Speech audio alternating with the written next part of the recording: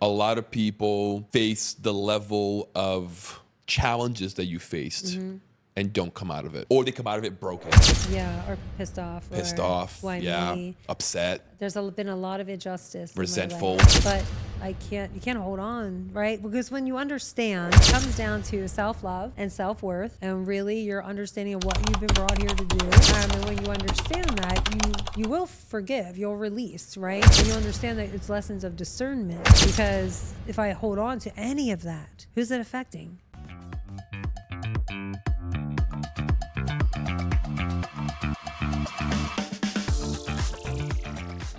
Welcome to another episode of Out of the System. I am your host, Leo Climaco. Today's guest is someone who truly broke out of the system. She was not stuck, but she was doing her 9-to-5 nursing job and wanted to free herself. She wanted a way to help other people, a way to explore the world, a way to leave that cocoon that we're all stuck in, that 9-to-5 cocoon. So she's here today to tell us her story of how she came out of the system. Jenell Kelly, how are you? I'm so good, Leo. How are you? Good. I'm so happy to have you here. I'm so happy to be here. And I'm so happy you came into our world, like that our world's Right back at you. Yeah. I agree. So good. You're an incredible person. Thank you. With an incredible story. And I think not all heroes wear capes. And you're definitely a hero. Thank you. I feel like what you have experienced in your life, I don't think many people would be thriving like you are. How do you do it, Jenell? How do you do it? It's so interesting. That just these things have been coming up recently because I'm working with a mentor and we're really going back right now and looking back and having the moments to uncover my story, you know? Because when you're living it and you're surviving through it, we don't really look at the details of it. We don't smell the roses. And no, and so now being like on this other side of things and being able to really take the time to dissect it in order to, use my story on stage with the teaching and the things that I do now, it's necessary. But as we talk about it, even he was like, how did you do this? And I was like, I don't know. I call it resilience, right? And you just did it. I just did it. We do what we get to do. Like there's so many people in the world. I have my own challenges. Everyone has their challenges. And as you know, we do what we need to do to get through, right? Exactly. And some of us thrive. And I think it's our time. And I think some people get stuck in victim mode. And they'll come out of victim mode when it's their time to come out of victim mode. Because nobody can move us. Nobody can make us see things that we're not willing to see. Ain't that the truth? Yeah. And I learned you can't pull people, right? You can just be, and then you just be. And as you're being in the world, then your being changes the world, right? Yeah. I had a client. I was helping her through a couple of things, and she had so many things in front of her that she was choosing not to see. And eventually, a tumor was building in her eye. Wow. Literally. There you go. Yeah. Yeah. She had to have surgery to get the tumor out. And then that made her realize that she's denying what God and the world is putting in front of her. She's choosing not to see it. Right. And it's like, as human beings, I think we struggle sometimes with control, right? Just a little. Yeah, just a little. Just a little. I think the sooner we come to the realization that we're not in control, there is no control, Right. we'll be able to accept and see what's in front of us. Yeah, I agree. And I do believe we co-create. And so I always say it's about living with intention versus expectation. Yes. Right. It's only that expectation that we have that it's going to look a certain way or be a certain way 100%. that puts us down. So I've learned to set incredible, wild intentions and then just allow it to come, arrive, develop, and just be the way it's supposed to. The tumor that's stopping us in life, right? So it's, for her, it was a tumor, right? For me, it was paralysis. It was later a surgical induced stroke, right? And in these moments when we are meant to time out, like we get put in time out for a minute, and there's so much beauty and lessons, right? And the timeout. There's so many. And when we can see them, and gifts and understanding There's that's so many. exactly what it is. And it's like all of a sudden the trauma that lives in our cells and our body, it will turn up if we don't allow ourselves to process and heal and look at it and see what we're supposed to learn. And it is impersonal and it's business, and they're not separate, by the way, right? Like that was always one thing they would say at the hospital, like leave your luggage, leave your baggage at the door. Don't bring your problems to work. And it was like, oh, am I supposed to like completely separate myself from who I am and then just come in here and put on this fake smile and be this Right. fake persona? And for many years I did that. And that's how I became an empty shell. You know, and then there were so many things where I'm in here taking care of others and as absorbing their emotions and their pain and putting my stuff aside and just shoving everything down. Leo, one day I thought I was just going to explode. I was like, I know I feel something inside of me and I don't know what this is, Wow. but it doesn't feel good. And I thought all it's going to take is one little thing in life and I'm going to lose it. Yeah. Like I don't feel that way now. Now I'm like, okay, major things happen. It's just like, okay. You know, and you process and you work through it and there's Yep. all the things. But back then, I surely did not feel that way. And so I remember feeling like that boiling up inside. And I think That heaviness. Yeah, and so many people are still walking around the world Oh, yeah. that way, not knowing that doesn't have to be that way. You Put know? the cup down. Yeah, yeah, hand it over. Yeah. Control. So hard. So easy to say. But even I give stuff. I give it to God. I'm like, here, you take that from me, please, and you handle it. And then 2 hours later, I'm like, I'm going to take that back. Right. And I'm gonna let it go through my head for a while. Right. And then I'm going to realize what I'm doing. Almost and then I'm like, going to give it back again. you're not working fast enough. Right. let me grab Let me that see if I real can fix quick. this a little bit. Yeah, it's so funny. And then I give it right back again. And I just then I laugh at myself because I have that awareness now. I can see what I'm doing, you Yes. know? So even when we know better, sometimes we still get to catch ourselves, only always, and doing the things. But in business, I feel it's the same way. I feel there's a lot of people that might speak abundance, but then they're operating from scarcity. Right? They're hustling like it's hard. And I used to take easy things and make them hard because I was so attached to that's the way it was supposed to be. That You know? hit me right now. They're struggling like it's hard. That's a good one. Yeah. Like, and even when things come easy, I think depending on what our mindset was in the past, we can make things challenging. Oh, yeah. On We- purpose. Yes, but we unconscious though, right? Yeah, yeah, We yeah, don't yeah, know. yeah. Uh-huh. It's the same as sabotaging the things that are right Yes. before us. That new business deal, that thing you always prayed for, right? Like there's your next big conversation or something, and you just get in your own way. You choke. Yes, right? Or you don't show up. Or you don't show up. You don't show up, and then you'll have like that. You'll be righteous about why you didn't show up because you're going to be right about it. You know, we love that Yeah, too yeah, as yeah. humans. And then next thing you know, we're sabotaging the very thing we say we want. Right? Yeah. On this topic of showing up and sabotaging, you held an incredible mastermind Yes. a couple of weeks ago. Yeah. It was a Q4 mastermind event held in a beautiful, beautiful home in Miami in Coconut Groves. You had incredible people there. Really, I think that was probably the best part was the type of people that were there was incredible. I was a sponsor and I got to present. To be honest, I was a little nervous. I was contemplating how I do, right? There was never a moment where I thought I'm not gonna go, but I did have those butterflies. I did have those flutters, and it felt so good after Yeah. to show up and present and honor myself, you know, and show myself that, listen, you can do this. You Yeah. got this, you know? And it was incredible. The feedback I got, the energy that I got, it was incredible. I was there till 12:30 that night. Do you know that?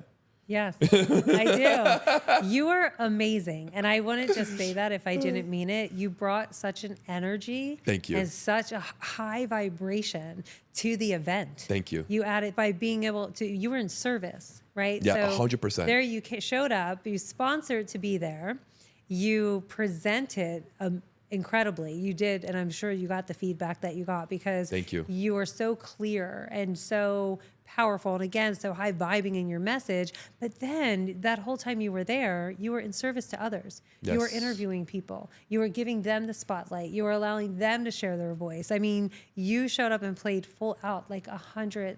And it wouldn't have been the same event without you there. And that's the truth. And I appreciate that. So greatly appreciated you and Daniela and now I just love you guys, right? So now we're like, I can't wait for all the things in 2026. There's so much to do together, but that's how it works, you know, in business and in life. It's alignment and it's energy. And I always trust that, like, wherever we are, whether it be business and personal life, like leisurely, doesn't matter. Who's meant to be there will be there. Yes. Right? I host a lot of events, a lot of spaces. And in the past, I probably, I do know in the past, I started in network marketing out of nursing, right? And I used to think, who's going to show up to my event? And I used to worry so much, if someone was going to show up or not. And so I had to get over that really easily, and I was trained how to think differently. We can talk about that. But now it's really about, I'm fully aware that who's meant to be in that room will be in the room. And because I'm just very connected, called faith. That's what I would say, because I'm very connected to God, and I find myself God-led, right? So it's like basically that internal knowingness, because it feels peaceful, it feels right, it happens with ease.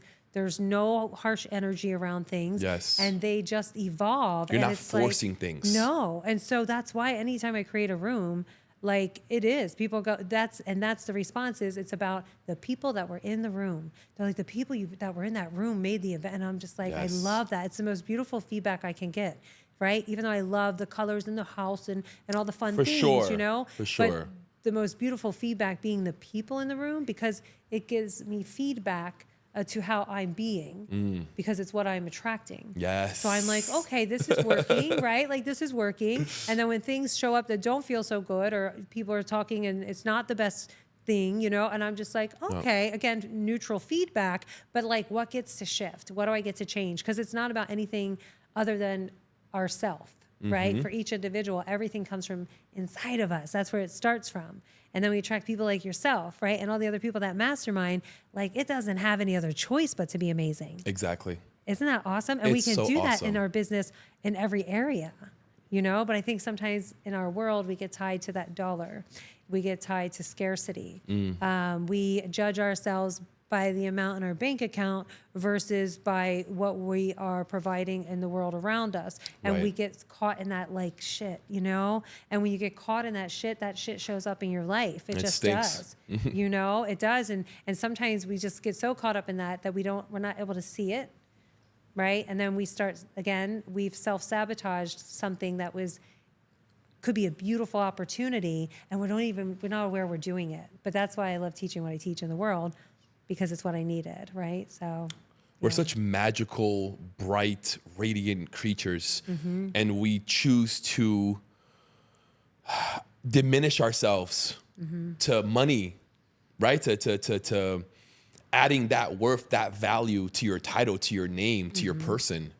I think it's crazy. I really do. I could not agree more, right? And so I've been in those situations where I've built from belief, and then I've built from really hard hustle and scarcity, and only one will last. You know what I mean? Like, only one way really works before you hit that rock bottom. Right. And I think in business, as it is in life, it's being willing to move when what's serving you was no longer serving you, right? It was one of my biggest things. My hardest thing was to let go of healthcare, of being like that nurse, because I didn't understand that I am a healer, but I can be a healer in all different capacities. Right.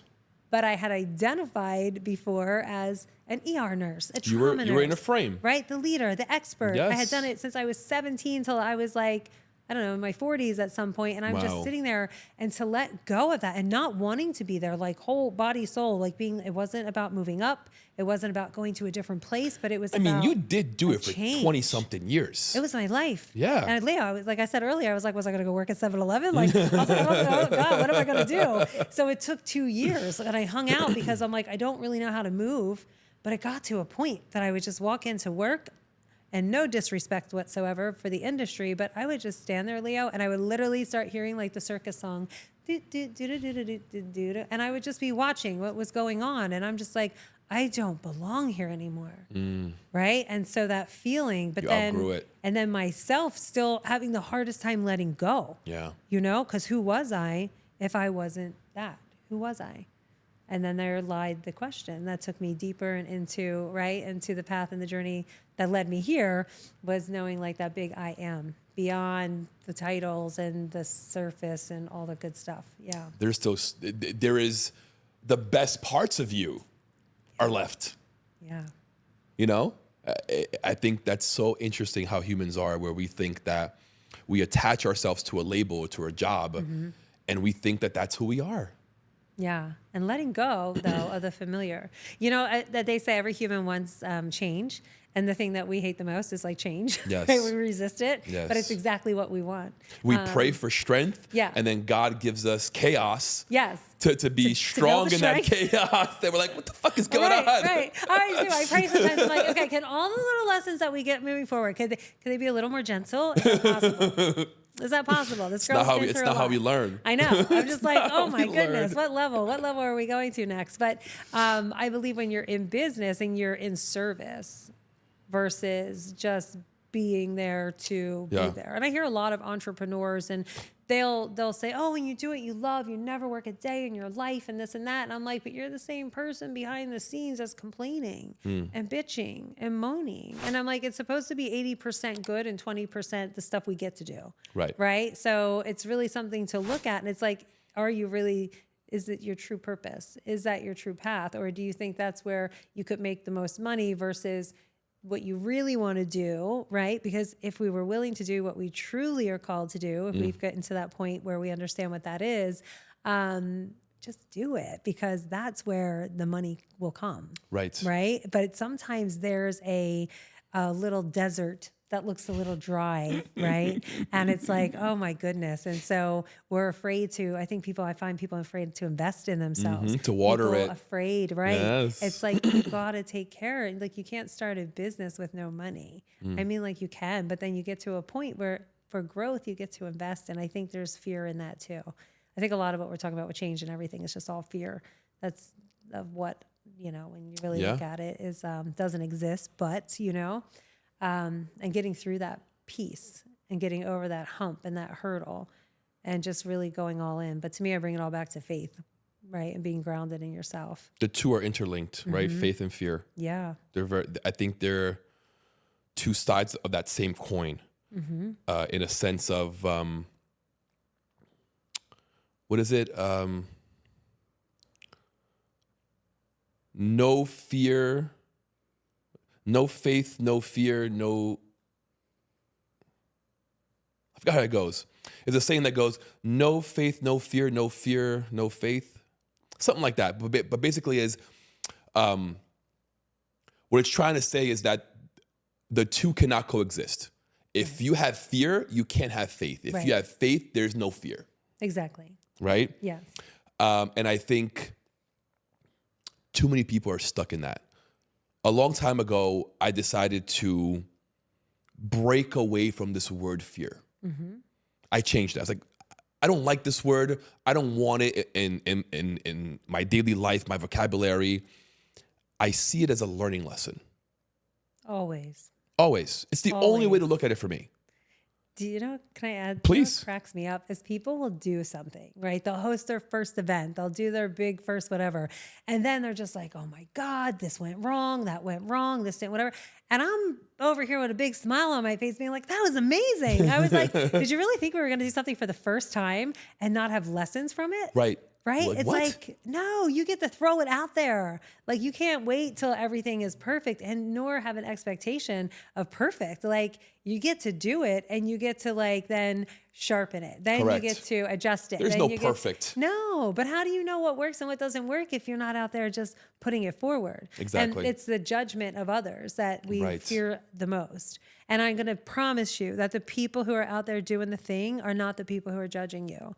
Right? They're not the people who matter to me. And it took me a while. Like, it's been a 10-year journey, right? And it's taken me to really this last, I don't know, every day I feel like it's stronger and stronger of this, it just doesn't matter, right? Let people say what they want to say. Let them do what they want to do. Yes. Because the people in the arena with you, they are not the ones that are judging you. Correct. Right? It's the people in the seats, in the back seats. They have You so are much to literally say. describing my favorite quote over there, men in the arena. Oh, I was like, what's he pointing to? Right back here, men in the arena. I see it now. And Yes. that is truth. And 100%. when I really start to embody that, holy, like it's so nice because there's just it's this extra level of like energy I get to like create from because it's Right. less energy being worried about what people think or what people say. Like, you know, I'll say that's the Yeah. one thing I like about money is that to obtain money, you must be vibrating at a certain frequency. Mm-hmm. And if you're in that frequency, I want to talk to you. Yes. I want to know you, Yes. right? That's what I like about money is that for you to attract money, you must be in the frequency of money. Yes. In that room, everyone's in that frequency. As a podcaster, I needed a place to share my voice and hear other stories. That's how Forge Studios was born. A place created not just for me, but for everyone searching for something more. An environment where as soon as you walk in, you feel the energy and you feel welcomed. Where being seen and heard is part of the experience. A place for entrepreneurs to share their journey, for creators to bring ideas to life, for businesses to grow authentically. A space that values mental health, encourages real conversations, and supports those who turns ideas into impact. Here at the Forge Studios, creativity, culture, and purpose aligns and comes together to help you create something greater. A place where we leave the filters behind and we start expressing ourselves for real. The Forge Studio. Your journey starts here. Your impact starts now.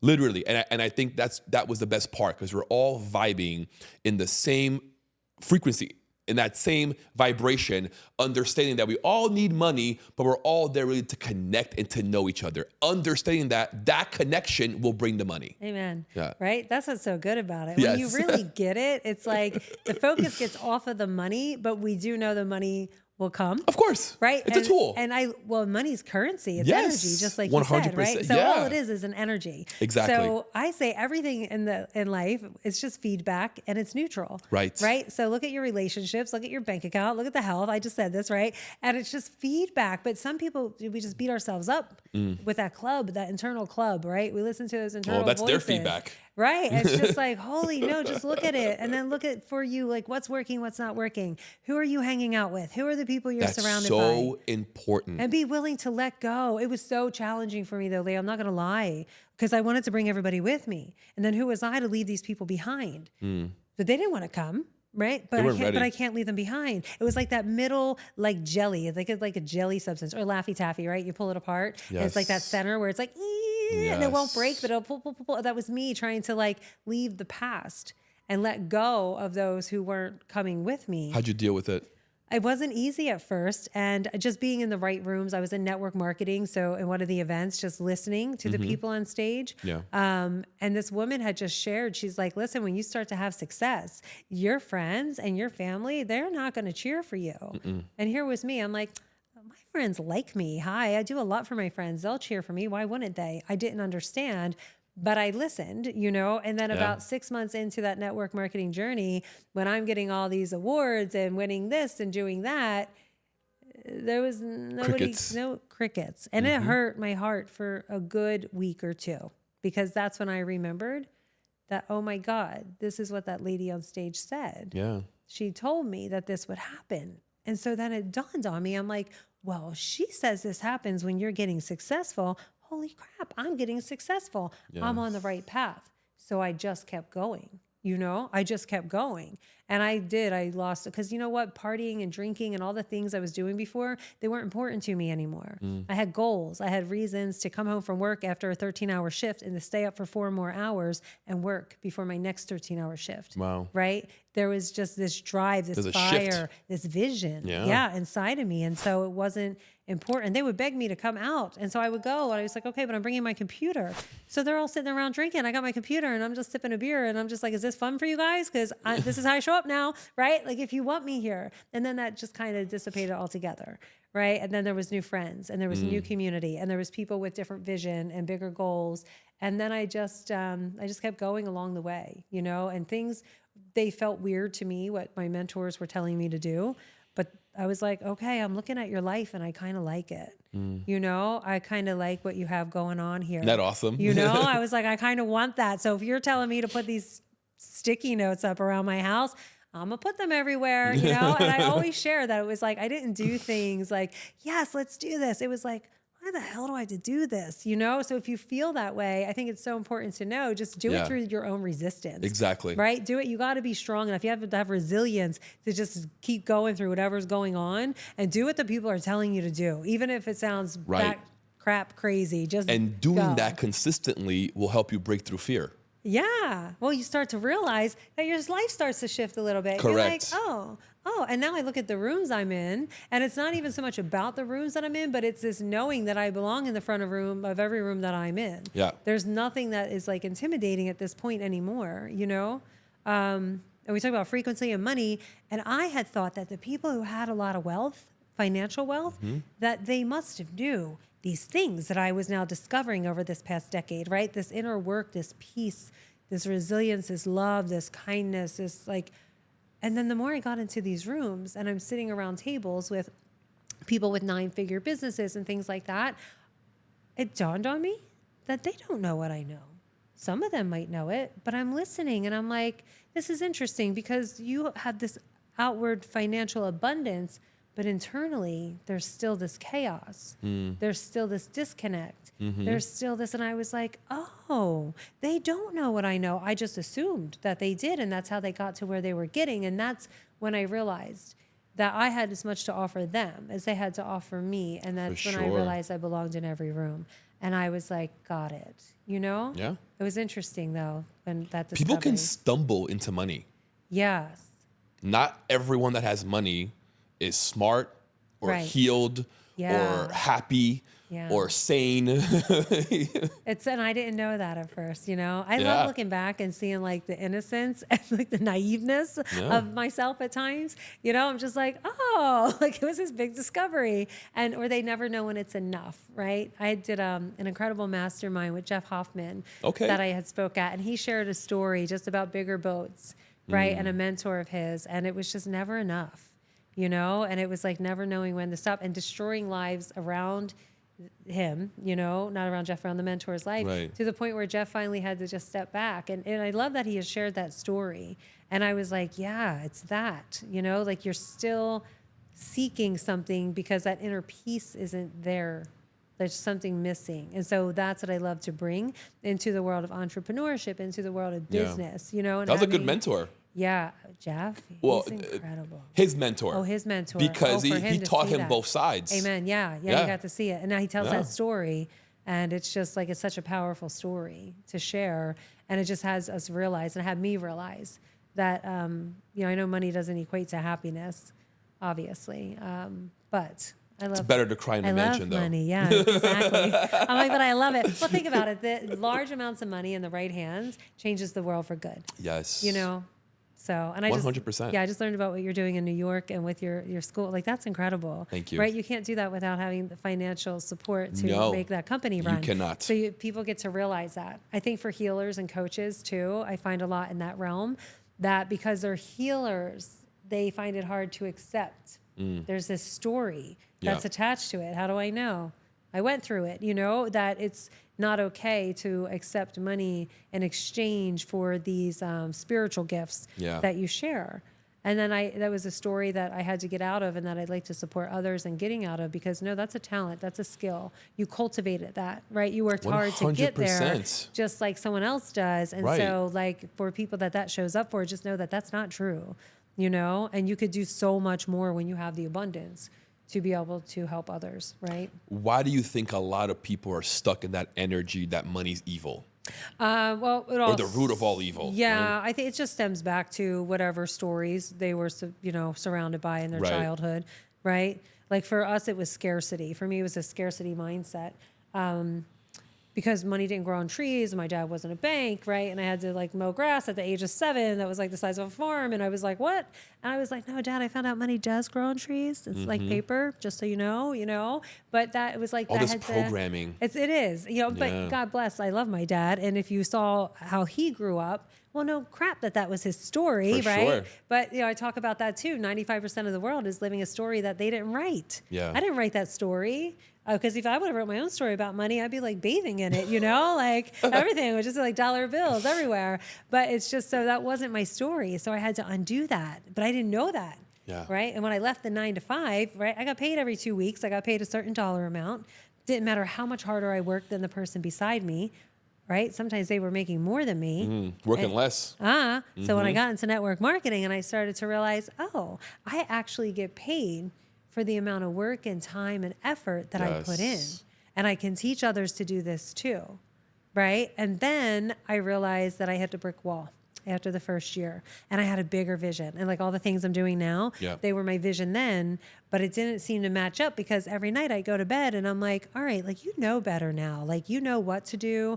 You know the 3-step blueprint to make this successful. You're watching people do it. Yeah. These products work, they're life-changing. And every day I'd say I'm gonna do it. And every night, Leo, I go to bed, I'm like, oh shit, I didn't do it. Like I didn't do it again. And it wasn't making sense to me. And so instead of giving up, I got curious. And that curiosity became my mentor. And I let that curiosity lead me in the conversations with people who had gone before me. And that landed me in transformational training rooms. And that's what changed my life, right? So that was kind of a vehicle to get me onto the next path. Because I could never be a 7-figure earner in that company. With the mindset that I had. Right. No amount of sticky notes or affirmations or love or support or CRMs or systems or SOPs was going to make me a 7-figure earner because subconsciously I was a poor girl who grew up outside of Philly. You didn't believe it. No, right? And in business, it's just, I think that's with everything, whether it be the dollars, whether it be the clients you want to attract, whether it be the, right, whatever it is, you have to believe that. So what story is locked in subconsciously, right? And we get to look at that. Even Jesus couldn't perform miracles in the village that he grew up in because they didn't believe it. Right. It's so powerful once we get it. Then it becomes like a game, and then once you see it, you can't unsee it. Right. And then you just get to get yourself out of your way, right? Get yourself out of the fear. You realize there's nothing to fear. Where it's our brain is set that way from birth, from caveman days, right? The saber-toothed tiger. But there's no saber-toothed tiger running after you. Nope. And yet here we are, like afraid to put it out there. So like you got to ask yourself, what are you afraid of? Like, what are you not doing? What are you not sharing? What are you not verbalizing? Some keyboard warrior making fun of you? Let him. Yes, right? It's fun. I love it when I discovered it. It lights me up and I just like sharing that with others. Let's go deeper into something that you mentioned. You said that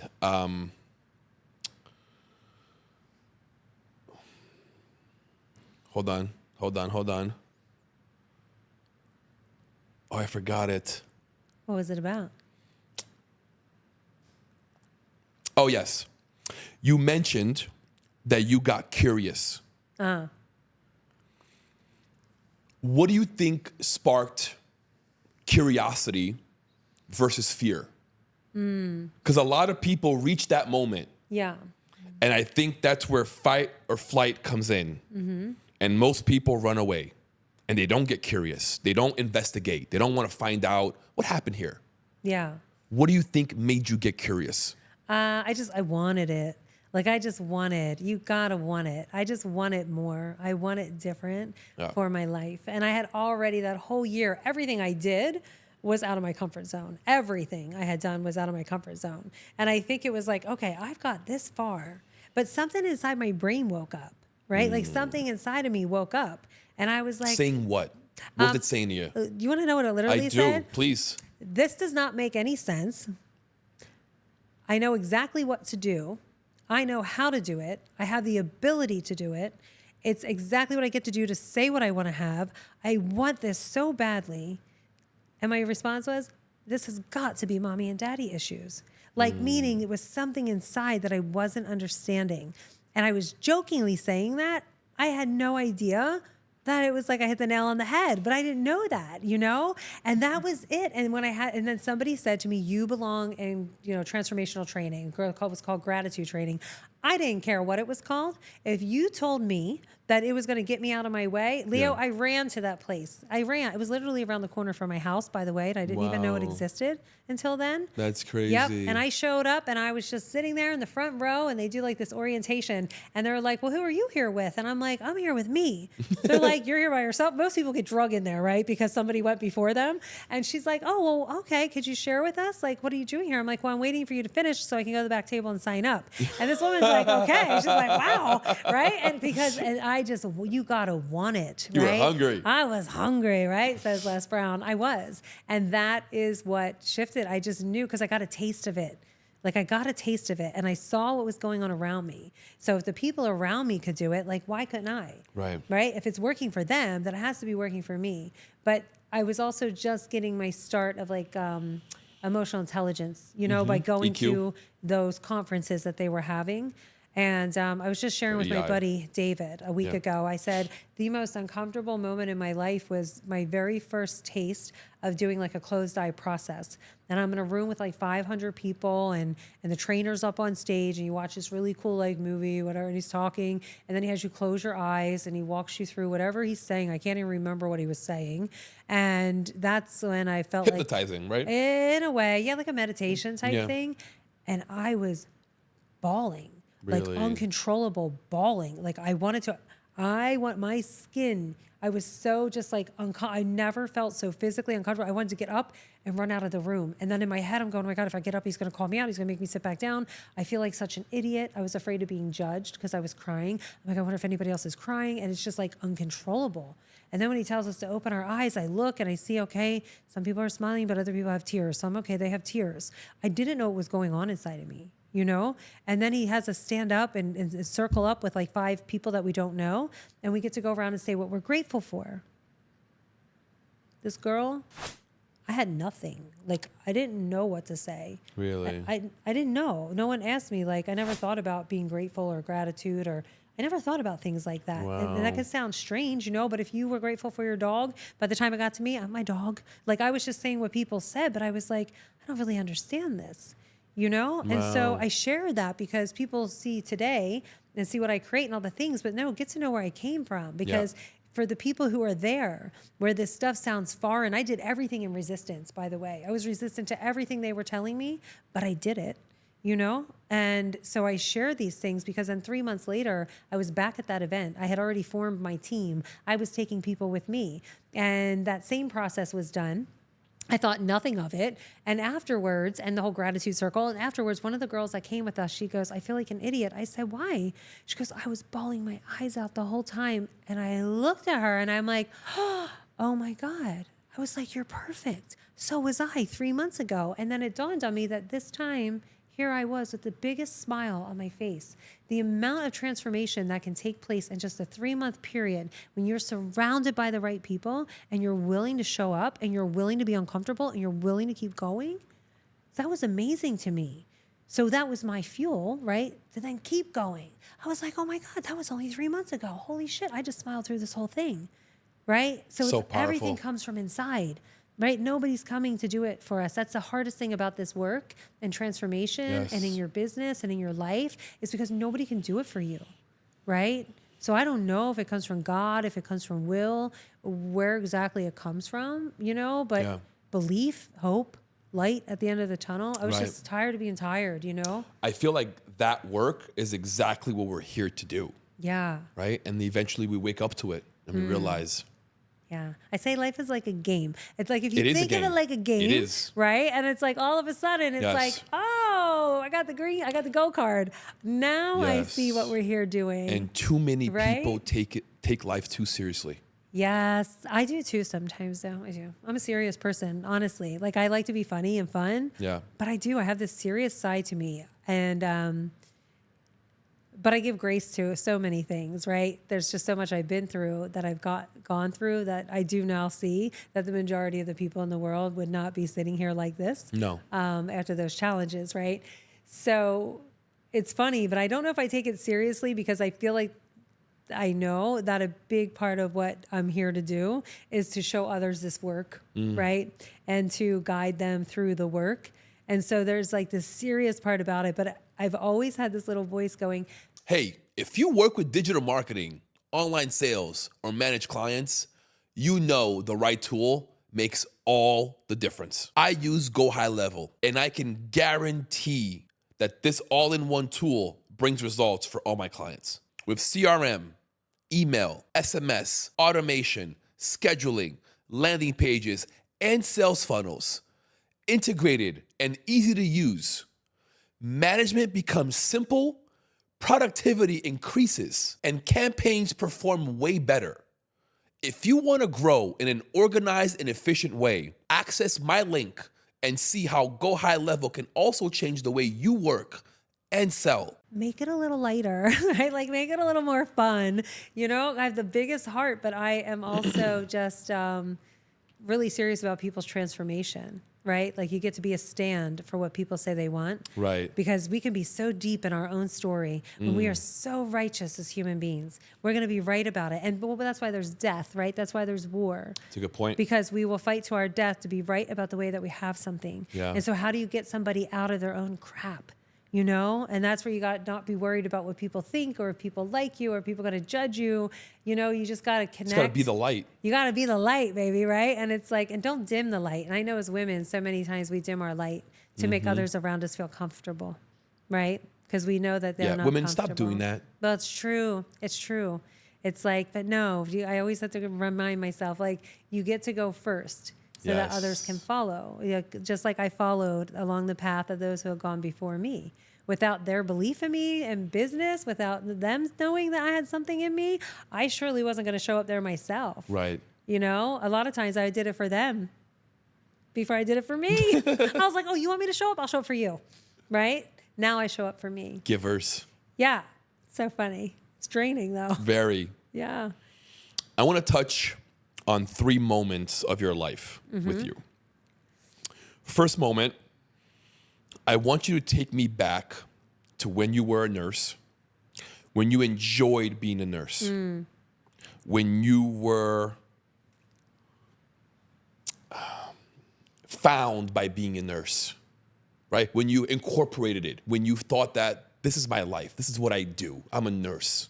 Oh. Take me back there, and I want you to paint me the picture of how that crumbled, of how you went from, I'm a nurse, this is my identity, to this is a circus, and I got to get out of here. Yeah. Yeah. What was that shift like? How did that occur for you? Yeah. Oh, in the beginning, it was very innocent. Like I did not ever say I wanted to be a nurse. It was actually the one thing I said I would never be. Really? Yeah, because I have an older sister and she wanted to be a nurse, and I was like, "Who? Why? Why would you want to work with sick people? Like, ew, right?" Yeah. I was going to be the hairdresser. I was going to be the bartender. I wanted to own like all these things, you know. So Never why a did you nurse. become a nurse? I don't really know. I answered an ad, like guys, it was in the newspaper, like we had newspapers then, right? And we circled the ad. Yep. And it was like to work with people or something. I didn't know what I was doing. And so I went on this interview, and I don't know, the guy was excited. I was excited. He said, "You're hired." I said, "Okay." And so I started 20 years like, later. It's so funny, right? I was 17. I was young. Wow. And so I was just like, I went in and, I just, the work Was it that a I clinic, did, a hospital? No, it was called an assisted living facility. Got it. There was no, it was like a full on nursing home, right? So I didn't know that this was a bad place because I didn't know any better. And I don't know why I loved it. I did love it. Like I loved, like these patients were like fetal position on mattresses on the floor, and we're picking them up and putting them in their wheelchairs and all these things. The first time I shaved the man's face, and this is a little old man who never spoke. He never spoke to anyone. He was like grumpy old man. And so I'm in and I'm just like, hi, and 17. and, right, going to shave his face. And so I do all the things, and then I put the hot cloth on when I'm all done. And he looks at me, he goes, "Why did you do it that way?" It's the first time we heard the man ever talk. Really? And I said, "Why did I do what?" He goes, "You put the hot cloth on before." And I was like, oh, okay. Like I didn't know it was to soften the hair. Like, and that sounds so silly, but I'll never forget that, right? He taught you. Yeah, and he and I spoke after that, but he never talked to anyone else, right? So it was just like, it was very naive. And then I went into new places and found better places to work. And then it was like a choice. Do I continue to do this? Or, oh, there's this thing called an LPN. That means I can give their medicine. Like when I tell you clueless, like I cluelessly went into nursing. And so entered as the LPN, became the RN, and then started working in the ER and trauma. Scared shitless, cried every day on the way home from Broward General as a brand new ER nurse. Oh my God, yes. It was like, I was like, who did I think I was to go into that, right? Although I knew I wanted it. And so I stuck with it. How old were you? At that point, I was like 20. By the time I finished up, probably like 26. I was at LPN when I was 20, LPN to RN like 26. And then I wanted to do travel nursing. And so and out to California and all these beautiful things. And then it's community, right? In its own right. It's human. And it's all team, it's community. But it was a lot of just love and compassion for the people. There wasn't a lot of recognition outside of, I got my gratification from taking care of my patients, right? That's where that came from, because it's not a very thankful job otherwise. Right. So you got to be in it for the right reasons.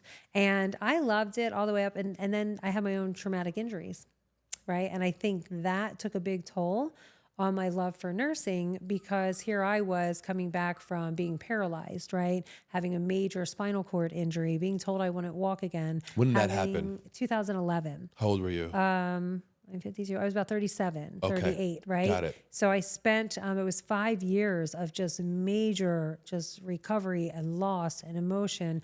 And 2 years into those 5 years, I had gone back to work because I wasn't medically cleared, but I needed to keep a roof over my head, right? Like no one was coming to save me. Right. And it was like, okay, so I went back to what I knew, and secretively, nobody knew what I had been through, right? Really? And because I was afraid that they would find out that I wasn't medically cleared, that I was a liability, and that I would lose my job. So there I went every day in pain, suffering, with a smile on my face, caring for others, right? While like literally should have been being taken care of, not being able to share with anybody what I'm going through. And just kind of, it was crazy. And so we do what we get to do. And so that was very draining. And then eventually, you know, after a few years, I've created friendships and now everything's fine. I know they're not going to fire me. Like I'm walking better. I'm not falling down every now and then. Like it was crazy.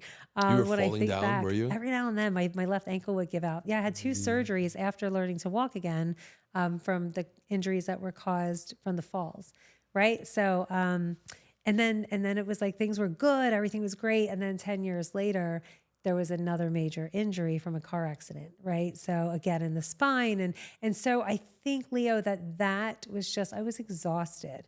I was mentally and physically and emotionally just like drained, because I wasn't just serving from an empty cup. I was like, bitches, I had no cup. There was no cup, right? There was just pieces of cup on the floor. And so I think that led to me wanting to like get out of there. Like I was done. And so then having found network marketing, it was a little bit into the network marketing is when I went to work, and I would stand there, and because I knew there was a life outside of this world, like there was more to it. And I was looking at like the everyday hamster wheel of my life, and I just wanted to get off of it, right? And so that's where the circus song, which is me, just the hamster on the wheel, right? And how the majority of the world lives life is we get up and we do survival mode, right? We get up, we go to work, we come home, we attend to the family or whatever it is, we go to bed, we get up, we do to get the money, to pay the bills, to do blah, blah, blah, blah, blah, right? And so that is hamster wheel. Right. That is hence where that came in. And I was like, this is like a circus, man. This is just like nothing changed. In all the years of healthcare, like it's 33 years now, and there's still the same challenges that there was when I was 21. And when you step into leadership, you'll start to realize that, did you really put me in leadership to be the voice that you wanted to hear? Or did you put me in leadership for you to tell me just what to do? And that was, I was 8 years in leadership. So that also, and I did some amazing, incredible things and made some beautiful changes. And, and I'm not discrediting my career. I loved it. Like I loved it all the way up until I didn't. right? And I would never like discourage people from going into it. Just be mindful. The sad part is we don't teach emotional intelligence and self-awareness in any school, right? I think a little bit now I'm hearing the more the private schools it's getting into, but we don't teach it in healthcare, and we teach sick care. We don't teach healthcare, right? So when you start to wake up a little bit, you start to realize That's a bar. that we're just throwing pills at stuff. We're not really we're not helping people, right? We're not teaching them good health and food, and no, we're just throwing Band-Aids. So that was something else I was noticing too in the ER is younger and younger people coming in with diabetes and having strokes and all this stuff. And I'm like, we're not doing anything for these people. They're just living in like this sick energy, and disease is just dis-ease. And when I realized that disease is dis-ease, I was like, oh, I've never heard that before. yeah, it's just dis-ease. It's dis-ease. You're not at ease, right? You have anxiety, you have stress, you have stories you're holding on to, right? So then I evolved as a healer. And out of that environment, which is a very low vibrational energy environment, into a high vibing environment, and into preventative and into wellness, right? What you focus on, you find. Yes. Right? So let's focus on wellness. Like, how did I heal from the stroke that they caused me during my surgery? I focused on my wellness, right? The body is a powerful thing, you know? Very. Yeah. So by the time that happened 10 years later, it wasn't as challenging. It was not easy by any means, but it wasn't as challenging because I knew different now, right? My mindset was different. I realized that we can create neural pathways, and our thoughts create our realities, and they change brain waves and all this proven stuff now, right? So it's like I don't have to prove it to anybody, but then I proved it to myself, and I was like, okay, this stuff's cool, right? Like, yes. So there's all the challenges. We just make up these stories. Have you ever stopped and asked God, why me? Why did I have to go through 3 different situations where I had to start over? Well, each of them took me to the next level, right? So I understand that now, you know? So yeah, like everything. It's a great answer. But it's truth. Yeah. Like, and so when you understand that, and so a part of like my passion is to get people to understand that it's just part of their journey. Right. Right. So don't suffer through your challenge. It's not happening to you, it's happening for you. Right. And we hear that all the time. But then Yes. it's like, okay, are we equipping people with the tools so they know? Because we can tell people that. There's a lot Can of they people. see it? Right. There's a lot of people telling people a lot of stuff, but they're not giving them the tools and equipping them how to quiet the voices, how to get out of their way, how to see this. Because every time you dip into it, man, you can't like become the mess on aisle 5. You clean up the mess on aisle 5, but don't become it. And don't bring the mop and bucket over here to your present moment. You can clean up, because what's already passed has passed. Right. Right? Stop That holding it was on to created from energy that already occurred. If you now bring that here, what are you going to get more of? Right? But if you can You're be like, keeping it alive. yeah, you get more of what you put out Yeah. there. So it's just leave bucket, mop, everything in aisle 5, clean it up, but move forward. What's the energy you want to create from? Right? And so when we understand that, it's like, oh, I can go through these challenges and still be completely empowered and not be a victim, and understand that there is like the light at the end of the tunnel, that this is for somewhere. I'm going somewhere. But that's where faith, you got to have faith, you know, you got to believe in something bigger than yourself, because if you don't, that won't work for you then. Right. Right. Mm-hmm. How do you trust fall? Right? How do you open up your arms and fall? If you don't have that faith. Yeah, it's so true. How do you let go of control that we talked about, right? Well, there is no control. It's an illusion. There is no spoon. Your own mental anguish. How do you let go of that, right? Yeah. If you don't have faith in Yes. something bigger than yourself, how do you build a legacy and a business, right, that impacts millions of lives financially, physically, emotionally, if you don't have faith? Like, you got to believe it before you can see it, and you're never going to see it first, right? No. Right.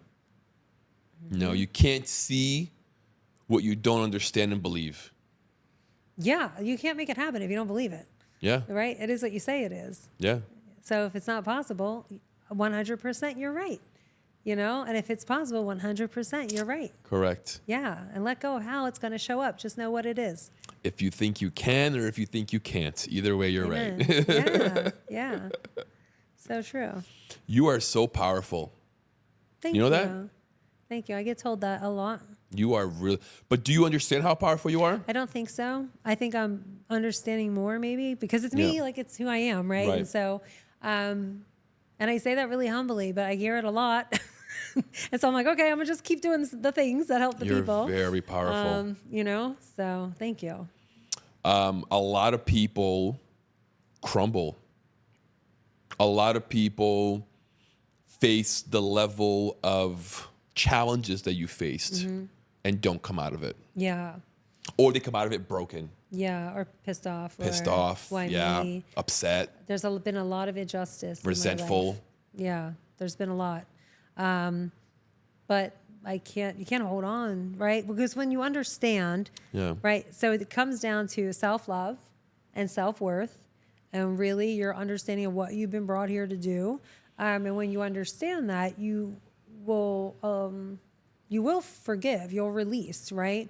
And you'll understand that it's lessons of discernment, because if I hold on to any of that, who's it affecting? Right. Only you. Me. Yeah. I love me. I want big things, right? I want to do amazing things, incredible things. I want to leave a legacy. I want to be the first millionaire in my family. I want all that stuff. And if I hold on to any of this other stuff, it's going to keep me from it. Yeah. And it's not. It's going to weigh you down, literally. Well, yeah, right. So it's like I've learned to process things and, you know, going through the emotion, experience the experience without getting caught up in the experience. That's Right? hard. Yeah, but we get to do it. Yeah. Right, because I already had all that stuff trapped in me. Why do you have like spine injuries and another ruptured this and a that? Like that stuff was in me because I didn't know these things then, you know? And the body will hold score. That's a great book, by the way, The Body Keeps Score, to read, to understand that. And that's where the dis-ease is, right? So, yeah. And I've just done it through being in the right rooms with the right people and willing to like break down in tears and kick walls and be pissed off and want to be right about it and let go and surrender and all that good stuff, right? It didn't always look pretty. No. It doesn't feel good. I was in my shit a lot, you know? I had stories all around my legs after they were paralyzed. I had this big story about them. And I'm like, oh my God, I'm so sorry. You know, like you got to love your body. And here I was still angry with it for a while, right? It's interesting. It's the little things, but they're the big things.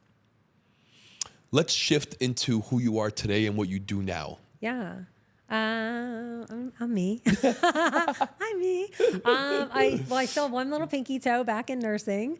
And Do you? I do. Well, I do because after the motor vehicle accident 2 years ago and they did surgery and they caused me to have a stroke, my business kind of went wayside for a year where I had to heal from the stroke. Makes sense. Right. So then it was like, okay, it's time to go. Right. So I work part-time in a very cush job that I say was designed by God, because I'm like, am I even working? Like for real. And so it allows me time to do things there that I want to do. And we're building outside. It's about mindset mastery, right? I teach a program from Stanford University that was part of their business and master's degree curriculum. It's an 8-week course. We deliver over 65 different tools and techniques that help and support and guide people in all the things we're talking about, right? Wow. So I love to teach that course. I speak on stages. I've co-authored books. I'm writing my book now. I create international stages, and 2026 is all focused on the women. Sorry, guys. You can come for the parties, but it is mainly focused for women. So Resilience Rising 2026 is an international women's conference coming in June in South Florida. Nice. I do my Chicks and Coffee monthly event, which is more friendship focused, not business focused. Okay. And then we're so excited. We're launching in February Blueprints and Breakthroughs, which is a business-minded brunch. So there'll be expert speakers, vendors, trainers, everything from like teaching you how to move your business forward. Okay. Behind the scenes, the CRM, the SOPs, all that good stuff, as well as the internal SOPs, right? To get us out of our way. So we're super excited about that. Is that also for females? Yeah, that's for women, but we can That's have great. male No, that's great. speakers. Yeah, That's great. we can have male I speakers think and vendors. there's enough of these groups for men. Yeah, well, yeah, I like the combo, but this year God said, right? And it just came with ease that everything was like focused forward on women. And that's been in me for a while, right? So, yeah, and I was just like, oh, now's that time. But so when you can be guided, you just go, that's how I know it's so going to be successful, right? I'm like, okay, I can't even go wrong. Like, because it's not, when you realize it's not you. Right? It's not me. It's channeling. It's not me. That's right. I'm just here for the ride, right? And having fun with it. So, but yeah, that's basically what I'm up to for 2026. Have you considered doing something for nurses? Oh my goodness. I was asked that. I've been asked that for years now, right? And so the day will come. It's getting there. Because if there's someone that could, it's you. Right. Well, you know what's so funny? In the beginning, when I was first doing training, they were like, "Why aren't you working with nurses?" And I would just look at the person. I'm like, "Oh my God, do you know who I was?" I was like, "Do you know how hard-headed I was? Do you know how much resistance was there?" I'm like, As a podcaster, I needed a place to share my voice and hear other stories. That's how Forge Studios was born. A place created not just for me, but for everyone searching for something more. An environment where as soon as you walk in, you feel the energy and you feel welcomed. Where being seen and heard is part of the experience. A place for entrepreneurs to share their journey, for creators to bring ideas to life, for businesses to grow authentically. A space that values mental health, encourages real conversations, and supports those who turns ideas into impact. Here at the Forge Studios, creativity, culture, and purpose aligns and comes together to help you create something greater. A place where we leave the filters behind and we start expressing ourselves for real. The Forge Studio. Your journey starts here. Your impact starts now.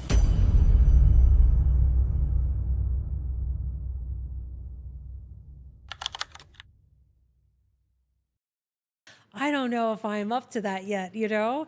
And it's funny because it's so needed. And there So is needed. high levels of resistance. And So needed. it's shaping up. It will happen. It's there. It will happen. There's a huge market there for you. I know. I see you dominating that market. I know. It's when God says it's time. Let's start with the women. Let's start with the women, and then we'll move into the nurses. Okay. Right? Yeah. Okay. Yeah. Because if there's someone that could shine a light on that path, it's you, helping a lot of nurses transition to their post-nursing career. Yeah, because that was challenging. That was so hard. Can I share something with you Please. about that? Of course. So it's not like a happy moment, but when the school shootings happen Which one? on Valentine's Day, the one that was in Pembroke. Okay. The one local here in Yes. South Florida. Yes. And I don't know why. My brain just can't even think of the name of it right now. But I was working that day. This was after I had stepped out of management. I had already gone part-time. It's about Parkland. Yeah, Parkland. Thank you. And so the calls came in, and we're all listening and we understand what's coming. So we're preparing. Wow. And, we had like 2 trauma bays, but we knew we would need more. And I wanted to for a second, just step in and start to go in command. And then it was internally, it was no, Rebecca's in charge. Let Rebecca be in charge. And these nurses I speak of, they were the nurses that I hired and trained, right? Okay. So this is now years into having been there. And it was just that's when I was struggling of letting go fully. And that day it was I allowed them and I'm watching, and of course I'm supporting and doing what I need to do. Right. But there was a part of me that was just watching from this higher level and being okay, all right, they're doing the right thing. Okay, good. And I'm just kind of looking around. It was a very strange feeling. Well, obviously the incident was horrible. Right. And as they needed more rooms made into trauma bays, I helped with that. And then I was sitting at the desk and they were running in with somebody else and with the stretcher, and they're going in the room, Leo. And I just sat there and this voice just said to me, it's okay. You can go. They got this. And I was like, oh, they do. And whether that be God, whether that be higher self, whatever it was this permission within this chaotic, most horrific tragedy, right? Being told even in this horrible tragedy, you've trained them, you've done your job, it's time to go, It still took me a year after that. That's how, it still took me a year after that to let go. We want to hold on so tightly sometimes to things that don't even serve us, right? To familiarity because of that fear that's not even true. What was I so afraid of? I have no idea, right? Just change, it not working. Betting on you. Yeah, right? Yeah, but that's why it's so important that we just keep going along the way, because eventually we realize that, like now I'm like, oh, 2026, it's all successful. It's already done. Yeah. Like I'm already there, right? I can't even say, I'm like, oh yeah, this year. I'm like, oh wait, we're not there yet. Yeah, next year, right? Yeah. So Are you still in contact with these nurses that you trained? Not really, no, because my life changed so drastically, and they weren't there to support Right. my new way of being, or they weren't interested. It was that letting go. It was like, Yeah. let go of my entire community, but it was necessary for me to grow internally. For sure. Right. Mm-hmm. Yeah. That must have been such a weight lifted for you, just to hear that message. Oh, it was just, yeah, I guess. I don't know. I think in the moment there was just so much going on Yeah. that I was just like, oh, okay. But another year, right? So it wasn't even like, oh, okay, good, I can go. Right. Yeah. I'm just thinking of this moment. I can see that there must have been a level of satisfaction there, a level of, wow, even in this chaos, I was still able to be there and train my team well enough to be able to handle this. Yeah. It was a very humbling. It was a very, in the moment, because there was so much sadness around that whole course. experience, right? So it was just in kind of like a shock level, like, Yeah, it's for just sure. one person to the next, to the next, to the next. And then it was, but it was just kind of like, it's okay. Like it was finally like that gentleness that I Right. was finally receiving gentleness from above. That was like a hand on your shoulder that was just coming in to be like, it's okay. Like they got this, like you can go. Right. Like, I don't know. Yeah. Do you think that incident was also probably like, all right, this is too much, I'm done? Or no? No, not really. Okay. No. But I remember checking on the nurses afterwards, the days to follow, and being like, hey, are you okay? Like, I just want to make sure you're okay. They're like, yeah, are you okay? And that's when I realized, I'm like, oh, their walls are still so thick. Because remember now, this time I had been doing inner work. Yes. So my walls have dropped. And so I understand the They were traumatic pushing it down injury. still. Right. They're like, are you okay? And I was like, I am.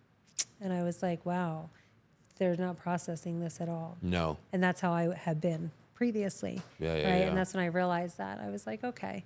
I'm like, they'll process it when it's their time to process it, Is that why you think you had the two incidents to make you stop and look at life? With the injuries? Oh, yeah. The first one, I still don't have a lot of clarity on that. Again, I didn't have the self-awareness. The second one, yeah, for sure. Like I knew, because I was like still trying to tap back into that industry and I wasn't supposed to be there. And it was like 6 months of trying to get something that was part-time, non-ER, just a little bit to support me in my entrepreneurial journey. Because, I was on the part of the journey where it was like struggle bus, right? And remember, I was still coming back from having lost everything in my world. So I wasn't starting out with anything as an entrepreneur. And I was like, okay, I'm just going to go back a little bit, just a little bit part-time. I won't do anything crazy. Like I promised, like I'm promising. Right. Right. Like, because I knew, like I know I wasn't supposed to be there. And then the only freaking place that calls me back is Boca Raton, ER, night shift, part-time, all the things my I God, said that you didn't no. want, yeah. I said yes, and I went back. Wow. And then COVID hit. And when COVID hit, and I were there at work and I learned about this COVID, I look in the sky and I'm just like, you're funny. I took it very personal and I was like, I see you. I know I get to go, right? Because it was like, I live in my own world, right? So I was just like, I got it. I hear you. And of course I stay a little bit longer and I'm like I'm trying to create jobs for myself to get out of nursing. And so then my boss left to go take care of his dad, and the woman who was my boss at North Broward, which literally she used to make me like break out in a rash, she ends up coming to Boca as the replacement boss. Now I'm laughing because now I'm like, oh, okay, right? But now she doesn't bother me because I've done all my trainings, like I'm good. But it's laughable, but it's a little scary because I'm taking this like, get the hell out of here now. Like you got to be able to see these things. So I see these things happening. And I call my mentor and I said, hey, how about I be your lead trainer? She goes, what the hell are you talking about? I don't have any trainers. I know. Tony Robbins has a lead trainer, so I think I should be your lead trainer. She's like, Jenell, I'm going on vacation. She's like, I'll call you when I get back. I'm like, okay, Jen, right? Lo and behold, on a Friday, that's when I'm sitting in my car. I get run over by the truck. And I was immediate. That same day? That was a week after I had pitched that idea to her. Wow. The day before, my boss had asked me, because Donna, we were talking. She goes, so how's your stuff going with your business? Like, she knew, we worked together before. I said, it's good. She goes, when do you think you'll leave nursing? I said, Donna, if it was up to me, today would be my last day. Declared, done. The next day, I get run over by a truck in my little 2-seater convertible.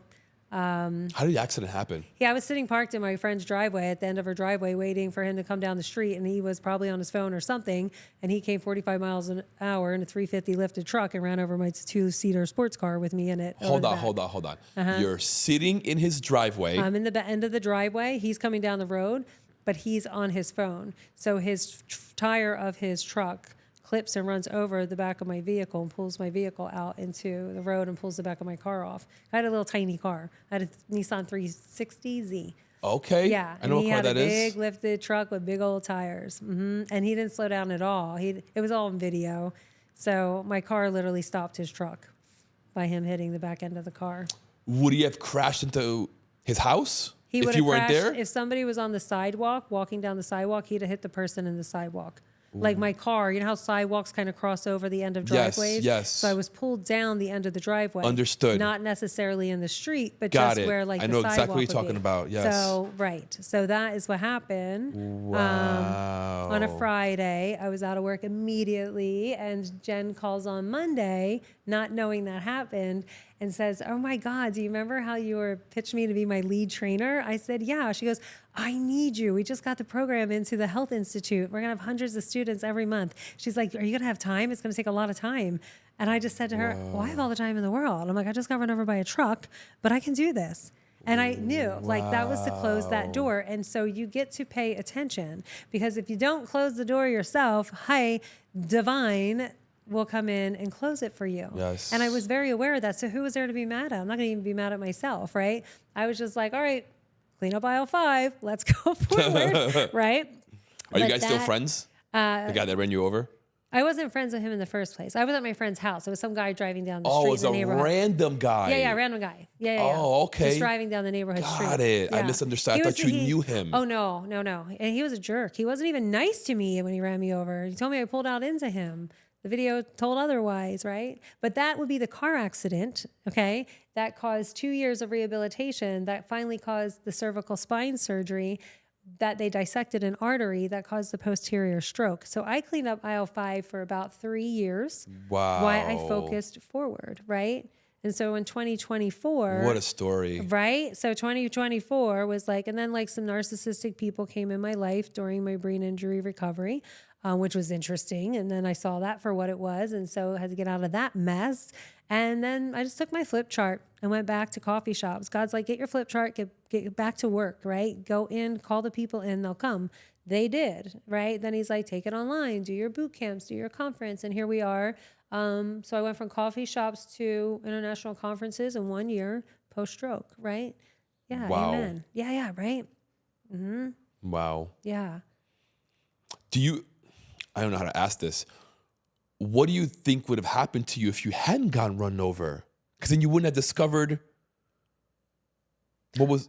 I don't know. It's so crazy. So I don't know. That's so crazy. And the wisdom and the knowledge and the brilliance that came through that whole what a blessing in journey, disguise. right? You can't. What am I supposed to be mad at? People are like, "Are you serious?" I'm like, "Yeah." I was like, "Did you ever get to die and come back? Have you ever been spoken to by God? Have you ever just been given tools and things and wisdom and keys to things that other people don't know? Yeah. Was that settled between... Oh, so what was beautiful is the day, so I was 2 weeks post surgery. Everything was fine. I was just like this, but with a soft neck collar on, right? Okay. A little bit of pain. Went to the attorney's office that day. I thought, okay, let's get this guy, let's sign this stuff. Let's get this done, get the settlement done. And so I did. And 6 hours later is when I stroked. So he was clear and free of anything after that. I signed the paper. I stroked that night. And the next morning I woke up finding out that I did receive my settlement, and it meant nothing to me because nothing mattered. I just needed to get my health back. Hold on. Yeah, talk Say about that injustice. one more time. Are you Okay, ready? so you signed the Tuesday paper. morning, I signed papers. Okay, you're clear and free. I'm cool, dude. Let's go. I had the surgery. I'm fine. I'm healing good. Let's just get this over with, right? I signed the papers. He's released from any responsibilities from here on out. Why? Well, because it'd been years. Like, I was good. I was like, all right, I'm done with this stuff. Let's move forward. By the time I said they could do the surgery, they wanted to do the surgery 2 years prior, but I wanted to do holistic treatment. Got it. Then I realized I wasn't Buddha. So then I waved the flag. I said, do surgery. I have all this stuff planned ahead of me, right? Because I've been building my life through cleaning up aisle 5. Got it. Signed papers. 6 hours later, I have a stroke. What a journey. Yeah. I wake up the next morning to find out they honored the full amount of whatever for the money, and none of it mattered, right? Like, none of that mattered. So I was like, okay. I don't even know if I was really quite there, like, back yet. So none of that mattered. So I think at least now you had money to build your business. I had money to pay back all my bills that I had That no too. more income from for 2 years. That too. So there wasn't a lot of extra money, but and then there was a lot of therapy that I had to pay for, and I didn't have health insurance. I had been out of work for 2 years, so any money I had went into the rehabilitation of my stroke. Wow. Amen. Right. So hi, here I am. Right. So there's a lot of things, but I feel like God has allowed me now. There's not many people that can come into my space that want transformation, that want support or guidance, that there's not much you can come to me with where I can't say, like, I see you. Mm-hmm. Do you want to stay here? Or do you want to go? Right? Like, I can honestly say that and feel good with it, because I would never walk anybody through down a path I haven't traveled. Right. I'm not sure there's much I haven't traveled, you know? So all the way down to, like, physical abuse for the first time when I was 50, recovering from a stroke. Like, that's insane. Wow. I was like, oh, I'm going to experience this too. It's like, yes, you are. I'm like, okay, I'm here for it. Right. And so now it's just like, Sorry to hear that. thank you.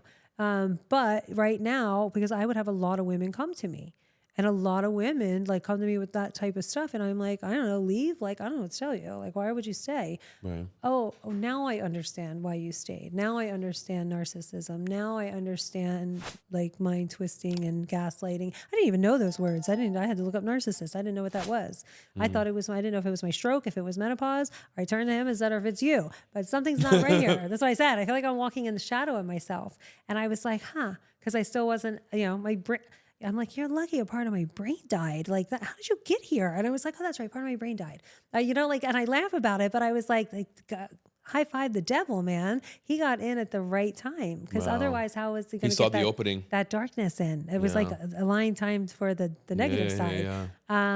But it was like, a good year, 2 years of just having that kind of people and energy in my space, and then clearly seeing it for what it is and moving with no, like, regret, with no, I just look back and I'm like, wow, interesting. It's just like, okay, but it made me who I am, so I can sit here and have this conversation and now support the people that I meant to support moving forward. Hence probably why 2026 is the year for me to work with women, and everything is women. I didn't really think about that until we're talking about it, but that's most likely why, because now it's like, okay, now you understand, because I think, my God, if I didn't have all the training and all, like, the healed childhood stuff that I had, and that kind of person came into my world. Oh boy. No shit, people stay, because you don't even know, like, You get trapped. Oh my. And it's so weird. And it's like people want to, like, explain it. No, you sound crazy when you start to try to explain it. And that's the hardest part about it. So amen to all of it, because that's why we're moving forward in 2026, right? Yes. With all the stuff for women. And it's going to be amazing. So I don't know if you know, but 2025, if you add 2 + 2 + 5, it's 9, right? 9. So we are currently in a 9 year. And that means that things are ending. Yes. The 9th year means things are ending. Next year, 2026, adds up to 1. Yeah. So it's the rebirth. Amen. The new beginnings are starting in 2026. Yeah, I feel it. So it makes total sense. Yeah, I feel it. Yes. Like, big time I feel it, Same. I'm so lit up and so excited. Me too. For myself, for others, for, like, everyone, Yeah, who's creating all the new. I mean, this is the time. Like, a time is now to heal. Like, if you feel called, I agree. New to, earth, baby. Yeah, like if you feel called to like shift, change, investigate things, change the people you're hanging out with, do it. Like, now is the time. That's why you're right? here. Yeah, That's now why you're is on the earth. time. Now is Make the time. shift. Do yeah, it. Yeah. So good, isn't it? It's incredible. It's empowering. It's peaceful. It's clarity. It's chaos, all mixed into one. You know. It is. But I wouldn't have it any other way. No, and it's a balancing act, right? Yes. It's just a wave, and when you learn to just ride the wave, like it's never. Literally. Yeah, I'll go deeper. You are the wave. This is true. I love that. That's so good. Well, it's true, isn't it? Yes. And I feel like the wave. more we understand that we are the wave, and the more we understand that we do have an ability to. Hey, if you work with digital marketing, online sales, or manage clients, you know the right tool makes all the difference. I use Go High Level, and I can guarantee that this all-in-one tool brings results for all my clients. With CRM, email, SMS, automation, scheduling, landing pages, and sales funnels, integrated and easy to use, management becomes simple, productivity increases, and campaigns perform way better. If you want to grow in an organized and efficient way, access my link and see how Go High Level can also change the way you work and sell. To shape our lives, like the less chaos that's needed. Right? The chaos is there to show you your strength, your abilities, your this and your that. But when you understand them more and more and more, Peel and you back that embody layer, it, yeah. you don't have to have so much chaos. No. It's not needed to really show don't. you to tap Life into does not the have to be things. hard. No. No. Where do you want to be in 5 years? I just a bigger global reach, you know. Yeah. I'm open to what that looks like, but I really want to have a TV show. I'll Okay. definitely have a podcast. I love working with like entrepreneurs. I love putting people on stages, right? And getting people out of their. I didn't even talk about that. We have something else in 2026. So Let's hear it. we haven't shared it yet. I'm like, do I share it? you brought it up. Yet. Hold on, I gotta You brought trademark it it. You might have to sign an NDA. That could be the TV show. So I'm gonna hush for it No now, problem. but it is all about creating that space, that energy, the place, that content for And I'm sure people. Christine is in there somewhere. No, No, not with okay. this one. No, well, she will be when the TV The part TV hits. shows. Yeah, when the TV part hits. But we gotta, one thing at a time. Yeah, so it's gonna be really good. Yeah, That's I'm excited incredible. about it. So whatever it ends up looking like, it looks like. But That's really cool. yeah, I'm excited. You want to be on TV or the internet? I just the internet, like Yeah. Well, I'll take Prime Take and both. Yeah, Amazon yeah. and Netflix, Streaming, yeah. whatever. Streaming's good, right? The more people It's a you new can, TV. it's all about reaching more people. I used to want to do it because it was like, we cool. go through those phases. Yeah. Well, yeah, we like to be seen and we like to be Of heard and all this course. stuff. Now And it's more recognized. like that was fun. I feel like I had that moment this past year. I feel like 2025 might have been for that. Yeah. And then it was like, okay, but then the energy around it got like icky. And Mm-hmm. so I was like, oh, wait, we're supposed to move. Oh, we got to Mm. move. Okay, because it's a little bit different. So now it's like understanding that these platforms are fully in order to reach a bigger audience, right? It's no longer like, oh, hey, look at me, I'm into this next thing, or hey, like, Right. I don't know. I don't want to, I don't know how to put it into words. I think you understand what I'm saying. No, I do know what you mean. Yeah, so now it's just about it being a platform, right? Correct. So for the right message and the stuff to get out there. Being the vessel. Yeah. That's it. Exactly. Right? So, And whoever is meant to hear it will come. yeah. But you got to reach the masses. How do we make major change? You don't create a Right. legacy, right? You start Right. one person at a time, but then that grows into one community at a time. And then it's like, okay, multiple communities at a time. And discernment is needed to get to that level because not everybody at high levels plays nice. Correct. They don't all have the same values. They got there, but ways that I don't want to get there. Right. And I feel like creating a brand, creating your space Yeah. is the new resume. Right? I feel like in this AI robotic world that we're entering, we're going to have probably in about 10 to 20 years, 90% of jobs will be obsolete. Right. Literally. And I think if you are not a brand, you're going to struggle. Yeah, I agree. Well, I think I agree with you. I don't think I agree with you. I agree with you. And I trust that what we're doing moving forward with is 100% creating that for the people Yes. who are like, I want to have this and I don't know where to go. Right. Right. I want to do this and I don't know where to start.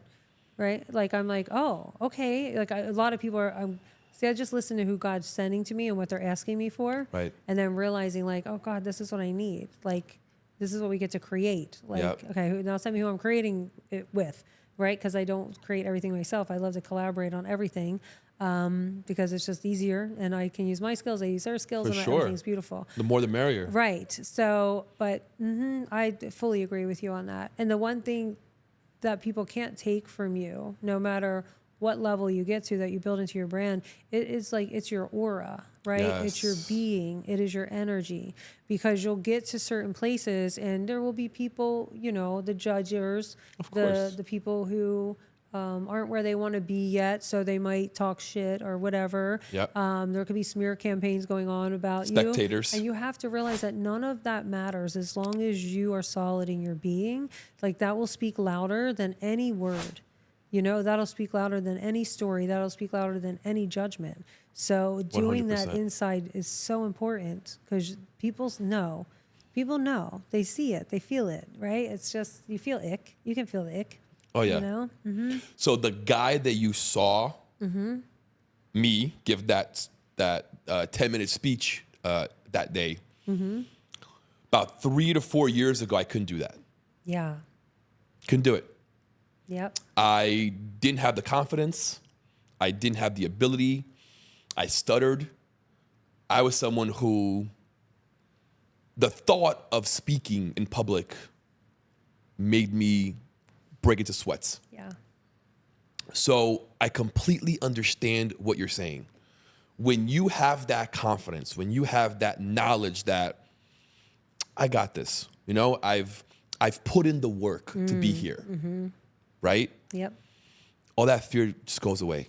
It does. Like, you know, when you go through hell and you come back and Yes. you're willing to go through the woods and you're willing to come out on the other side again and again and again. You show it's up. like, oh no, I get this, right? There's people have asked me that. Some women have asked who are a bit older. They're just like, where have you gotten this confidence from? And I'm like, how much time do we have? Like, I was like, it's still been a lot of work, you know? It's not just one thing. I haven't Right. taken a course on confidence and became confident. No. Right? It's life. It was getting through all the things. You know, it's so funny. I love that you share that you couldn't do that and that you would stutter and all the things. Yeah. I literally grew up with social anxiety.